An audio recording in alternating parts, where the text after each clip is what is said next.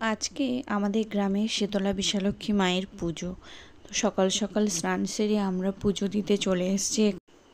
এখানে মায়ের আরতির প্রদীপ সাজানো হয়েছে। আমি, আমার ছেলে আর মা এসেছিলাম এখানে পুজো দিতে। আমাদের গ্রামে প্রত্যেক বছর মাঘী পূর্ণিমার সময় এই পুজোটা হয়। আর এই যে দেখো আমি তো মায়ের ভোগ খেয়ে আমরা অল্প একটু ভোগ নিয়ে এসেছি আমার বাবা আর আমার স্বামীর জন্য।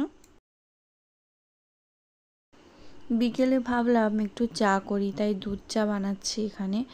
আমি আর মা বাড়িতে দুজনই ছিলাম, দুজনের জন্যই চা করছি।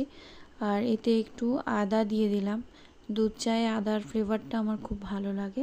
তো কথা বলতে বলতে আমাদের চায়ের লিকারও চলে এসছে। এই যে 2 কাপ চা আমি গড়িয়ে নিয়েছি।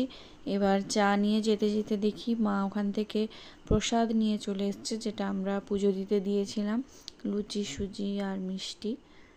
আর এখানে আমার ছেলের নামে একটু বাতাসাও দেওয়া হয়েছিল, তো সেগুলোই